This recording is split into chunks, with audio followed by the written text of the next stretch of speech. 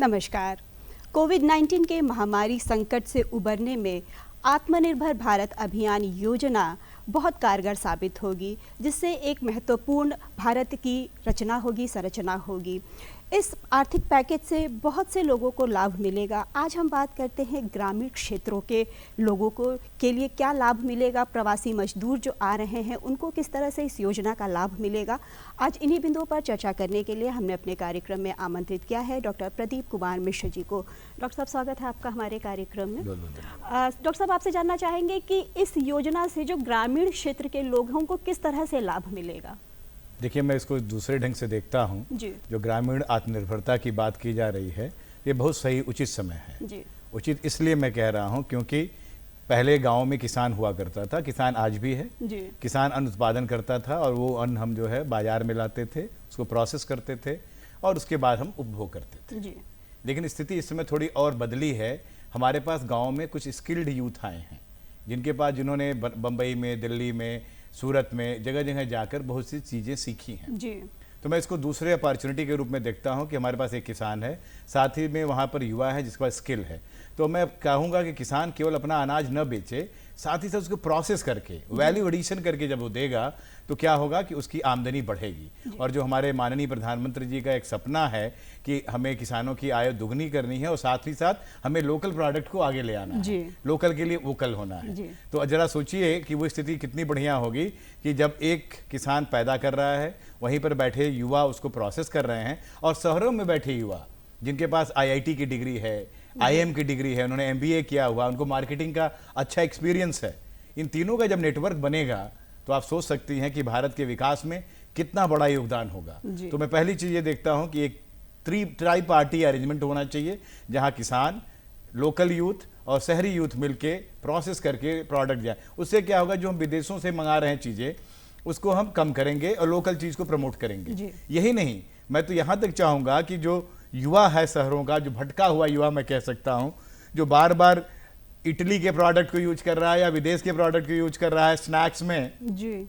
और हमारे देश में जो पुराने अनाज थे, मोटे अनाज जिसे कहते हैं, रागी, मड़ुआ, ग्वार, ज्वार, बाजरा, जौ, इनसे इतना ज़्यादा आप कह सकते हैं इम्यूनिटी पावर बढ़ रही है, न्यूट्रिशनल पावर का आपको प्रोडक्ट बना के, स्नैक्स बना के जी। अब हम लोगों ने तो ऑलरेडी काम करना शुरू कर दिया कि क्या क्या स्नैक्स हो सकते हैं। चिया बुंदेलखंड का किसान बनाता है, आप सोच सकते हैं कि वो 30 रुपया किलो बेचता है, और वही चिया का जब प्रोटीन बन के आता है मार्केट में तो 800 रुपया, 2000 रुपया किलो, 4000 रुपया किलो बिकता है। तो क्यों ना यूथ मिलकर इस तरह की शुरुआत करें। तो इस तरह की कई योजनाएं हैं, और एक योजना तो मैं भी चला रहा, जिसमें पूरे उत्तर प्रदेश का मैं देख रहा हूँ, ministry of agriculture and farmers welfare का ये योजना है, जिसे हम RKBY रफ्तार कहते हैं। इस योजना के अंतर्गत हमें क्या करना है कि हम एप्लीकेशन इनवाइट करते हैं किसानों से, पढ़े लिखे युवाओं से, कोई भी, उसमें कोई क्वालिफिकेशन तय नहीं है, जिस आदमी के पास कोई ऐसे विचार हों जिससे हमारे ग्रामीण भारत की आर्थिक स्थिति बेहतर हो सकती है, किसानों की आय दुगनी हो सकती है। तो आपके पास कोई आइडिया ऐसा है जिसको हम प्रोडक्ट में कन्वर्ट कर सकें, तो उसे हम अंकुरन प्रोग्राम कहते हैं। और अंकुरन प्रोग्राम में हम 5 लाख तक ग्रांट गवर्नमेंट ऑफ इंडिया देती है। 5 लाख तक ग्रांट मतलब वो अनुदान पूरा आपका उसे लौटाना नहीं है, बस सबसे आप प्रोडक्ट डेवलप करके दें। दूसरा स्टेज है कि अगर आपके पास प्रोडक्ट है और प्रोडक्ट को आप मार्केट में ले जाना चाहते हैं, तो उसको प्रोसेसिंग करना, उसको आगे बढ़ाना, उसको कैसे मार्केट में जाएंगे, उसके लिए 25 लाख तक रुपया देते हैं जी। तो आप सोचिए, इस कोरोना काल में अभी हमने तीसरा कोहर्ट लॉन्च किया है। इसके पहले हम लोगों ने करीब 20 लोगों को फंड कर दिया है पहले 2 कोहर्ट में, जबकि हम 40 कर सकते थे, लेकिन उतने उचित विचार नहीं आए। लेकिन मुझे लगता है ये प्रॉपर टाइम है, जब बाहर से बच्चे आए हुए हैं, लोकल यूथ आए हैं, अगर आपके माध्यम से उन तक हमारी ये आवाज़ पहुंच रही है, तो हमारा जो 3rd कोहर्ट है उसकी अंतिम तिथि 26 जून है। डॉक्टर साहब, अभी आपने यूथ की चर्चा की कि किस तरह से उनको रोजगार मिलेगा। अब हम बात करते हैं प्रवासी मजदूरों की, जो रोजगार के लिए दूसरे शहरों में थे और अभी कोरोना काल में वो अपने अपने शहरों में आ गए, तो उनको इस योजना से कितना लाभ मिलेगा? जो दिहाड़ी मजदूर हैं, जो रोज कमाते हैं और रोज खाने वाले मजदूर हैं, ऐसे मजदूरों की। देखिए, प्रधानमंत्री ने जो योजनाएं आपके सामने रखी हैं, उनको अगर आप ध्यान से देखेंगे तो उनका नियोजन हम कई जगह कर सकते हैं। एक तो मनरेगा के तहत जो गाँव में काम हो रहे हैं उनमें उनका नियोजन कर सकते हैं। प्रीति जी, आप तालाब हैं, नहरें हैं, उनको खुदवा सकते हैं। बहुत सही समय है, मानसून का समय आने वाला है, तो पानी के लिए एक अच्छा माध्यम होगा। दूसरा जो एमएसएमई लोकल हैं, बनारस में भी बहुत से ऐसे प्रवासी मजदूर थे जो वापस चले गए हैं, तो वो प्रवासी मजदूर जो बनारस के हैं, वो बनारस के आसपास हैं, वो यहाँ के एमएसएमईज में काम कर सकते हैं। तो एमएसएमईज को लिए भी इसलिए भी कई पैकेज दिए गए हैं, जहाँ स्केलिंग के है, री स्केलिंग के है, आप स्केलिंग के पैकेज दिए गए हैं। तो इन योजना में हर का ध्यान रखा गया है जी, सभी तबके के लोगों को इससे लाभ मिलेगा, सभी तबकों का लाभ है। यहाँ के शिल्प में भी जो लोग हैं, शिल्पियों के लिए भी बहुत सी योजनाएं हैं। और बनारस आप जानते हैं कि सबसे रिच है, जीआई प्रोडक्ट की बात कर लें या किसी तरह के शिल्प की बात कर लें, तो उनके लिए भी तरह तरह की योजनाएं हैं, मार्केटिंग असिस्टेंस की योजनाएं हैं।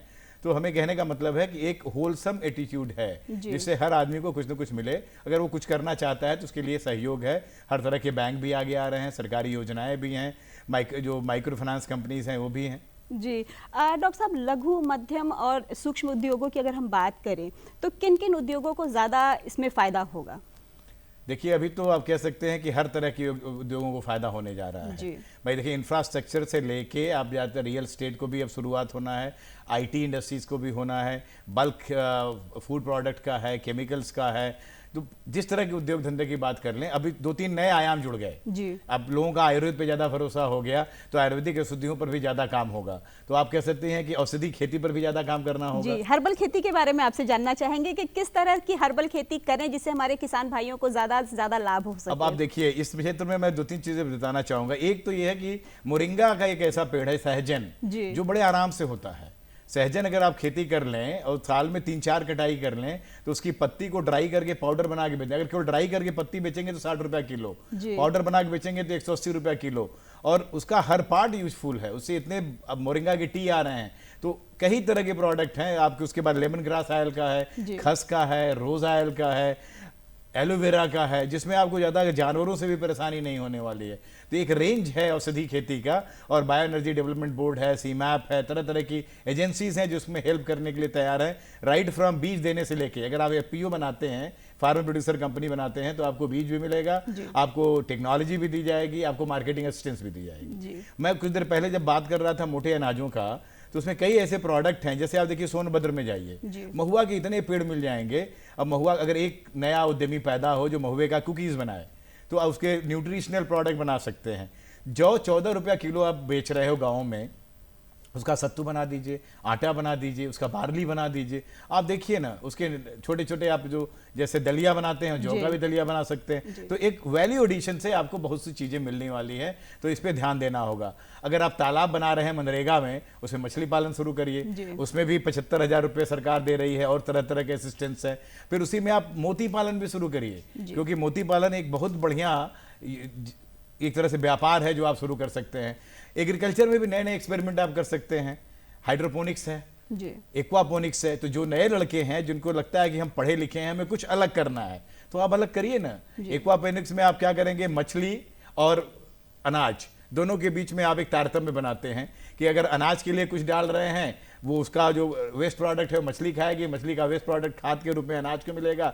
तो एक ऑर्गेनिक सिस्टम, एक इकोसिस्टम आप क्रिएट करेंगे। तो इस तरह की कई चीज़ें हैं जो बच्चे, युवा और किसान ट्राई कर सकते हैं। जी डॉक्टर साहब, किसान जो उत्पादन करता है, अभी कोरोना की वजह से उसके जो उत्पादन का उचित मूल्य उनको नहीं मिल पा रहा है, तो भंडारण की क्या व्यवस्था और क्या व्यवस्था की गई है सरकार की ओर से उनके अनाज की? सरकार इसमें सब्सिडी दे सकती है। जो अभी अचानक तो भंडारण की बहुत ज़्यादा कैपेसिटी तो नहीं हम बढ़ा सकते, हाँ, लेकिन ये है कि आप लीज पे नए काम कर सकते हैं, भंडारण का शुरू कर सकते हैं। और हम लोग भी अपनी योजनाओं में लोगों को ये प्रमोट करते हैं कि जरा आप नई टेक्नोलॉजी लाइए ना, जहां कम एनर्जी में आप भंडारण का बेहतर सुविधा कर सकते हैं। अभी क्या है, इलेक्ट्रिकल बेस्ड है आपके जितने भी रेफ्रिजरेशन सिस्टम है, लेकिन अगर इंसुलेटिंग मटेरियल बढ़िया हो।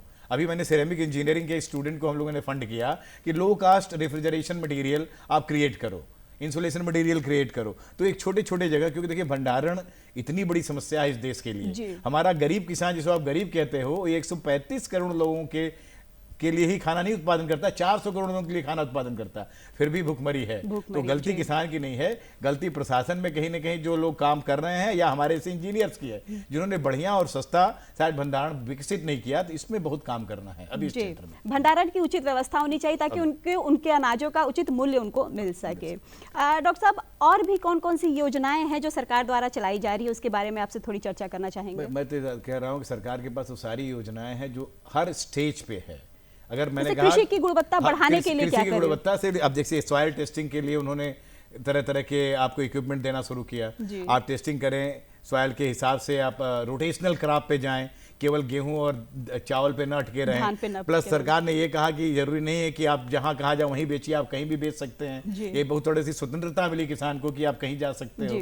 उसके बाद मैंने कहा कि वो केवल ऐसे नहीं जाए, उनको फिर सब्सिडी मिल रही है कि अगर आप उसको प्रोसेस करें, प्रोसेस करके प्रोडक्ट लाएं, भंडारण में जाएं, तो उसके लिए उद्यान में कोई काम करने जा रहे हैं, मिक्स क्रॉपिंग में करने जा रहे हैं, हर तरह की योजनाएं हैं। और उसके बाद अगर उसको मार्केट में भी ले जा रहे हैं तो उसके लिए भी योजना है। इनोवेशन करने आ रहे हैं तो RKVY रफ्तार जैसी योजनाएं हैं। तो हर स्टेप में सरकार ने प्रीति जी इस बार कुछ न कुछ दिया है। और जरूर जो फॉरवर्ड लुकिंग लोग हैं, जिनको लगता है कि हम कुछ कर सकते हैं, ये उचित समय है और करें। और कुछ परेशानियां हो तो एग्रीकल्चर के अच्छे अच्छे डिपार्टमेंट्स हैं, BHU का सेंटर है, KBK है, IIBR है और हम लोग भी हैं। हम तो चाहेंगे कि लोग हमारे पास आएँ, मिले, जुड़े और कुछ करें। जी डॉक्टर साहब, ज़्यादा से ज़्यादा लोग इस पैकेज का लाभ उठाएं, खासकर हमारे किसान भाई जो हैं। इसके लिए आप किसान भाइयों से हमारे क्या अपील करना चाहेंगे? किसान भाइयों से हम अपील जरूर करना चाहेंगे कि पहले वो पढ़ना लिखना सीखें, मतलब वो चीज़ों को जानना सीखें। इन्फॉर्मेशन उन तक पहुंच नहीं पा रही है, तो यूथ्स का भी एक काम है कि इन्फॉर्मेशन उन तक पहुंचाएं। हम उस तरह के सेंटर्स बनाएं जहां हर तरह की इन्फॉर्मेशन अवेलेबल हो। तो किसानों से अपील है कि आप दूरदर्शन देखें, अखबार पढ़ें, ऐसे सेंटर्स हैं जैसे BHU है, एग्रीकल्चर का है, वहाँ पर जाएं, लोगों से समझें। अगर उनको लगता है कि यहाँ पर 100 किसान या जो सोशल डिस्टेंसिंग नाम पूरा करके जितने लोग इकट्ठे हो सकें, हम लोगों को बुलाएं, हम लोग वहाँ जाके उनको समझाएंगे। किसान के दरवाजे पर जाने के लिए आजकल तो हर आदमी तैयार है। आप बुलाइए, आपका जल होगा, आपका गुड़ होगा, हम वहाँ बैठेंगे, आपको बताएंगे। तो सरकार पूरी तरह से सक्रिय है, उन पूरी योजनाओं के साथ पूरी तरह से सक्रिय है कि कितनी तरह से हम अपने किसानों, किसी भी तरह से अपने किसानों को आत्मनिर्भर बना सके। डॉक्टर साहब, आपने इतनी अच्छे बिंदुओं पर चर्चा की और हमारे किसान भाइयों को इतनी अच्छी जानकारी दी, इसके लिए आपका बहुत बहुत धन्यवाद। Thank you.